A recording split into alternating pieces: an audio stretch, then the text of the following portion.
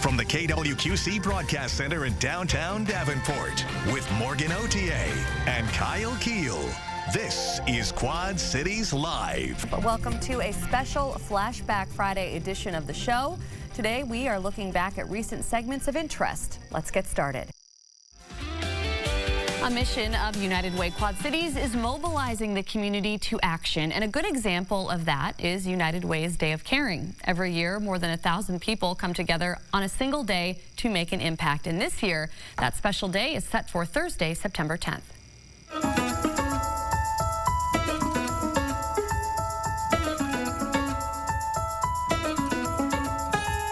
What excites me about Day of Caring is that it is a community-wide event. You have people from companies, you have individuals, you've got school groups that are taking part of their day or all of their day to work on a project. Some of the projects are for 4 people, some of the projects are for 100 people. And what we're doing is taking one day and really focusing on moving these organizations forward toward their mission. It's one day that you take out of your company time and your employees' time that has significant impact on the nonprofits in our community. There are agencies which submit projects for Day of Caring that are real needs for them. We're taking things off their plate so that they can do what they're experts at and move their mission forward. United Way of Quad Cities coordinates all of that. You're not out there having to go find the opportunity, mobilize your team, sign them up. You know, we have a great partner with United Way that does that for us. It is frictionless. I've done blanket tying for new mothers who just can't afford that type of thing. I've worked at the food pantry. I've read to little kids. I mean, you can be a part of anything that you want to be a part of that really hits right here and get back to the Quad Cities. There is such a huge variety. There's a lot of outdoor work. A lot of organizations have buildings that they need to take care of, and that's not their main mission, is taking care of their building, but they need those things done. The opportunities really are so varied, and there's really something for everybody at Day of Caring. We have 7 different operating companies, and a lot of those the employees of that company don't get the chance to interact with their other companies. Something like Day of Caring gives the employees of those companies the chance to interact with their coworkers that they might not have had the opportunity otherwise. We're not usually talking about work, to be honest. We're learning about each other. We're learning about our families. We're learning about experiences. Usually we are bonding and creating relationships because we are experiencing this opportunity together very differently than we would do in the office. It builds the team and strengthens the organization because they have the opportunity to meet and get to know and possibly make friends with people they might not have had that same opportunity. We're giving our young leaders exposure to our community, exposure to the opportunities, but then it gives them the chance to lead differently. You know, depending on their job at work, they may not be leading projects. They may not be learning and then leading how to solve a completely new problem. So it helps employees take initiative to lead projects that you might not have ever been a part of. It helps to build networking within the Quad Cities. And so, I mean, any company that's kind of on the fence as to whether this is worth it or whether it's, a return on their investment to send employees out or invest, it absolutely is. When your employees see an investment in the community, they know that you have heart. And employees want to work for companies that have heart. They want to work for companies that care. Every time a decision like this has come our way, there's never been a time where we regretted it. You can't disconnect John Deere from the Quad Cities. You can't disconnect any of the companies here from the community. It's a lot of places where we live, we work. The Quad Cities is at the heart of that. It really is. In order to attract and retain talent, the Quad City community as a place that people want to live is a big part of that equation. The Rise United 2030 strategy is big picture goals to increase grade level reading for education, increasing the number of young adults earning a living wage, so establishing better financial security, and also improving the health and mental health of the citizens in the Quad Cities. So those are big picture goals. No one can do those. Not one agency or one person can do those on their own.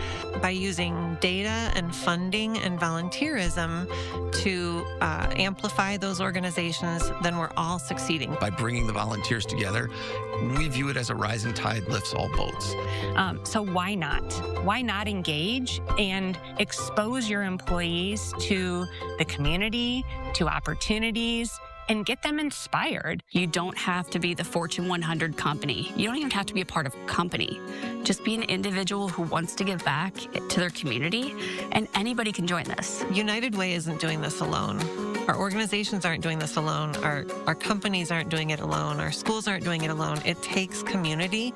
My hope for Day of Caring is that more and more people will get involved. But I think my bigger hope is that it sparks relationships between people and organizations so that we do have long-lasting relationships, which is going to lead to long-lasting change. Day of Caring has always existed for me. I've been with Deere 22 years, but I don't remember a year where it wasn't a part of our annual process to go do this as a team. Every time I'm grateful that we had the opportunity. I'm grateful that we said yes. At the end of the day, it feels great.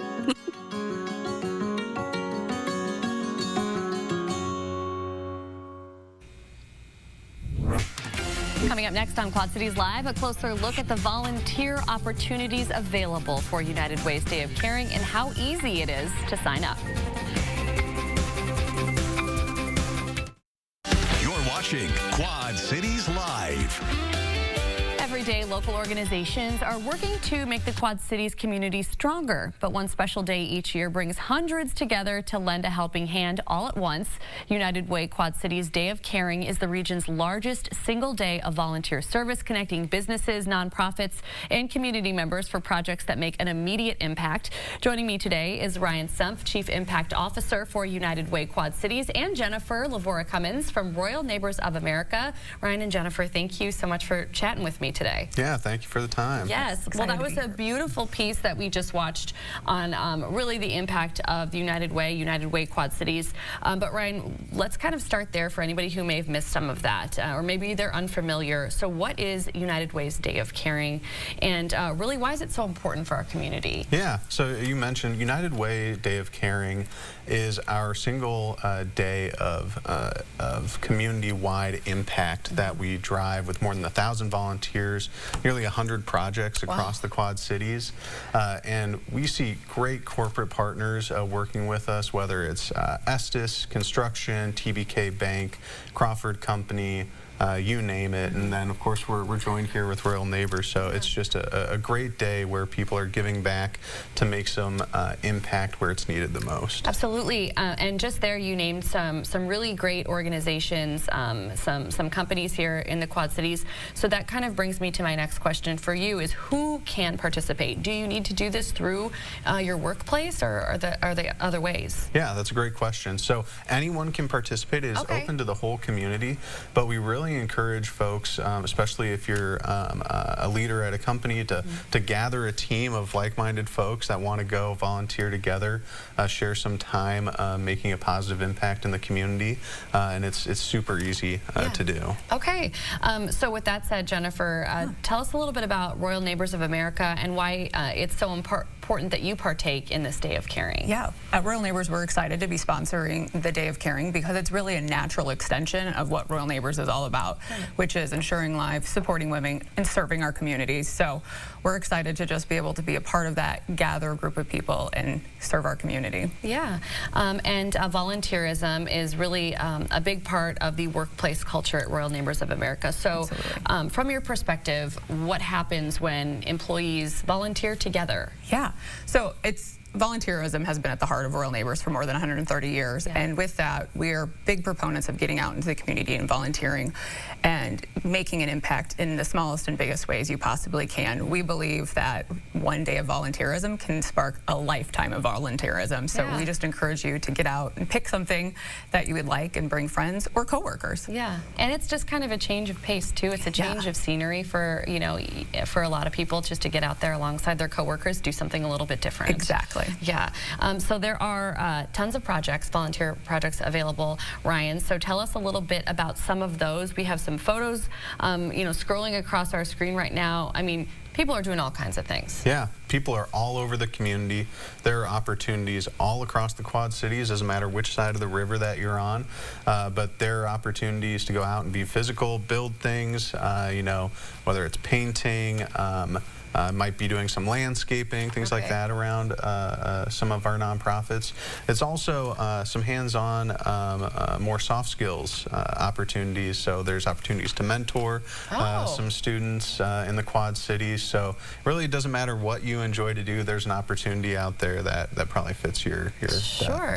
That was going to be one of my questions. You know, if you're somebody who looks at yourself and says, you know, I'm not super handy, I don't know if this is going to be the right volunteer opportunity for me. I think you kind of clarified it. There truly is something for everyone, depending on whatever your gift is, that you can pass along. Yeah, there absolutely is. And, you know, United Way, we're very focused on education, financial security, and health. So, you know, it doesn't matter if you want to do something that's really education focused, if you want to do something that's maybe a little more focused on supporting folks that are trying to access health care. Right. There really are opportunities no matter what your interests are. Wonderful. Well, I want to thank you both for chatting with me today, and I want to let everybody watching know that there are dozens and dozens of projects to get involved in on Thursday, September 10th as part of the United Way Quad Cities Day of Caring.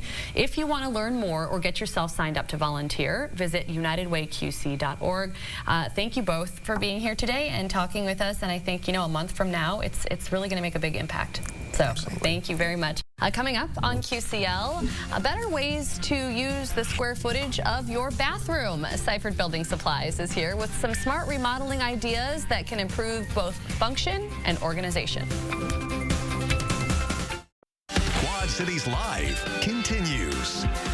If your bathroom is feeling a little retro, you are certainly not alone. From oversized jetted tubs, maybe, that rarely get used, to outdated layouts that just don't make the most of the space, homeowners are looking for ways to make their bathrooms more functional. Joining us now with some renovation ideas is Jeremy Duvall, Vice President of Seifert Building Supplies. Jeremy, welcome back. Thank you. Yes, thanks for being here. Well, when you walked in today, I said I was excited about our topic because I can only dream of a bathroom remodel, and so maybe it's closer than I think, right? Who knows? I hope so. Okay, so let's start there talking a little bit about budget, because when somebody is looking at the spaces in their home, rarely are they saying, this is the only thing I ever want to remodel or work on. Oftentimes they have a list, right? I want to do something in my kitchen. I want to do something in my bathroom. Right. But this is a more manageable budget-wise. It is. I mean, from a space perspective, it's not the easiest space to work in your home, but it's the one that you probably use the most. Yeah. And so if you're looking at wanting to put an investment in there,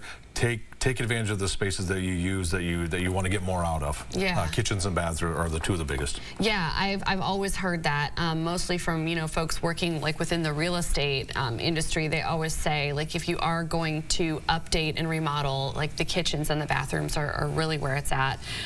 So is that something that you all go over, your team at Seifert, when somebody is looking at remodeling a bathroom and that budget? Can things be done? Is it workable?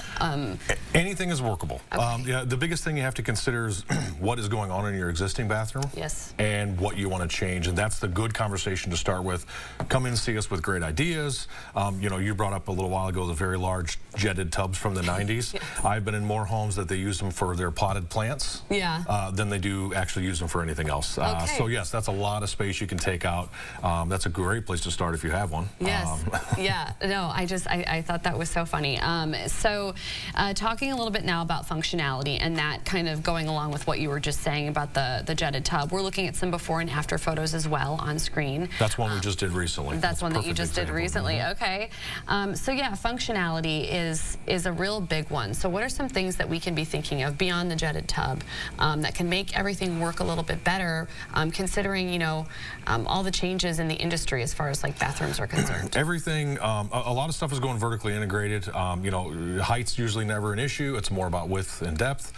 So there's cabinets, there's things that you can put in shelves that will allow you for more storage and organization. Okay. One of the pictures that we have in there, they had a closet on one side of their bathroom, and that was their master closet. Right. Open up the wall. Yeah. Created more space, gave them space for a larger shower for the gentleman that was handicapped at the time. So looking at a space, not just from what you have, but what can be changed structurally in your home in order to give you a little bit more workable space. Okay. Now, a question that I personally have is, like, will somebody from Seifert, you know, go to your home and take a look at your bathroom? If you're looking at it and you're going, I know what I want, but you're not the professional here, and you don't know if it's possible, will somebody come and tell you if it is or not, or maybe give you some ideas? Absolutely. All of our designers have been in the business for a long time. They're remodelers. They understand what it takes, not just to change something that's happening in the bathroom, but to actually make it a livable space. So they will gladly come out to the house, take some dimensions, take some before pictures, come back and work up a couple of options for you. Oh, nice. And then have you come in and start looking at products. Oh, that's the fun part. It is. That's the fun part. Something that was mentioned as well is accessibility and just being able to look at your home and feel like you can age within your home. There is a lot there as far as bathroom remodels that can help with that. Absolutely. The biggest thing we have right now is walk-in showers. Okay. There's a lot of baby boomers out there that are like, well, should I go to a condo? Right. You can stay in your home and actually redesign your bathroom to make it more feasible for you when you find yourself, you know, it's a struggle sometimes to step over a large tub. So a walk-in shower with maybe just a small soaking area, taller toilets to help for ease of use. There's a lot of different things you can do. Grab bars is huge. Yeah. I mean, even for myself, you know, be able to have something to be able to hold on to, you know, in cases like that, especially in a shower or a bathroom, it's nice to have that in. Absolutely, and the Seifert team will be there as well, as we've talked about in the past when you've been on the show, every step of the way from start to finish, which is, you know, very comforting, I think, when somebody is taking on a big project. To connect with Seifert, go online to seifertlumber.com. You can also call the phone number on your screen or visit their showroom on West Kimberly Road in Davenport. And Jeremy, as always, thank you for joining us and just sharing some of your expertise. Thank you. You're next, by the way. Your bathroom's next. Let's hope so. Okay, coming up on QCL, we are celebrating a 5th grader who is making a big impact at her school and in her community. Meet our August Beyond the Classroom honoree next. You're watching Quad Cities Live. Well, as you know, here on QCL, we love sharing stories about people making a difference. So we are teaming up with Purina for a new contest series called Beyond the Classroom. Yeah, the program recognizes students who go above and beyond through leadership, volunteering, kindness, and their service to others. And joining us now, our August winner, Rufeda Ibrahim, along with her school mentor, Sierra Yave, and of course we have Aaron Daniel, who is joining us from Purina. Thank you all for being here today. Thank you. You're welcome. And Rufeda, congratulations on being selected as our Beyond the Classroom Student of the Month. So what was your reaction when you got the call that you're a winner? I was excited and happy. Yeah, you should be. You've obviously really stood out to Sierra here. So Sierra, tell me a little bit about your relationship with Rufeda and, you know, why you wanted to nominate her for this. Yeah, well, she just impresses me so much. Not only does she do well at school, attending every day and good grades, but we do go above and beyond in the community. We volunteered. I couldn't even tell you how many times. She'll just text me like, I'm bored, can we volunteer? What a way to cure the boredom. I love it. Yeah, so she's just driven to like help her community and make it a better place. So she inspires me. That's wonderful to hear. Yeah, so tell us about everything you're involved in school that really makes you go above and beyond the classroom. I did choir, I did student council, and then after school, I would help for the school events, and then I was certified as a babysitter at the Red Cross. I'll have to get your number. There we go. Certified babysitter, first aid, yes. So the list seems like it goes on and on, especially with the volunteering that you were just talking about. So, Erin, why is it so important for Purina to recognize students like Rufeta? Yeah, it's great to be back, and we've had a lot of fun this summer getting to know different students in the community, and Rufeta had a great story. We got to know each other a little bit, and just the little things that you're doing make a really big impact, even if it's in your own backyard. And so Purina really wants to recognize that, practice that curiosity, and we really like to encourage students to get out of their comfort zone and try things that they never have before, and I think Rufeta is doing that. I think you're right. Yeah, and Sierra, we've already talked about some of the things that Rufeta is doing outside the classroom. Some things we haven't mentioned. She volunteers at the food pantry as well as planting community gardens. That's right, yeah. So seeing her do all of these things in the community as well as excelling in school, I mean, how do you think she balances all these responsibilities? Yeah, she's just an intelligent young lady. Like, she seems driven to succeed. I see that in her, so I just want to broaden her horizons. She's like see me do public speaking at school board meetings, which might always be fun, but she's learning so much. Yeah, stepping outside the comfort zone. Yeah, seems like it. And Rufeta, you are also a big sister. So what do you like about being a big sister? Because that is so beyond the classroom. And she perked up when you said that. Yeah, she likes being a big sister. With siblings. So yeah, what do you love about being a big sister? I teach them like ABCs and stuff. I love like really teaching them good so they can know. That's so sweet. Yeah. That is sweet. Yeah. And that's a special bond. It really is. And I think you're teaching them a responsibility as well, and someone who they can look up to. So Erin, what does Rufeta's story really, how does that resonate with the Beyond the Classroom initiative? Well, I just love the idea that you're starting early, because the things that you're doing right now will carry on with you. And on behalf of Purina and all the employees that work there, we're just really proud of how you're demonstrating integrity and passion throughout the community. And we hope that you continue to do those things, and being a student and going beyond what you are required to do every day. You're doing it because you want to do it. Awesome. Yes. Absolutely. Congratulations, Rufeta. And if you know a student who may be making an impact on their community and going beyond the classroom, be sure to nominate them for Purina's Beyond the Classroom contest. All you have to do is visit kidwqc.com and enter your information. Rufeta, congratulations. And Erin, as well as Sierra, thank you so much for being here. And we got a goodie bag for her as well from Purina. Yes, some gifts. All right, thank you so much. And thank you for watching QCL. We will see you next time. Have a great rest of your day.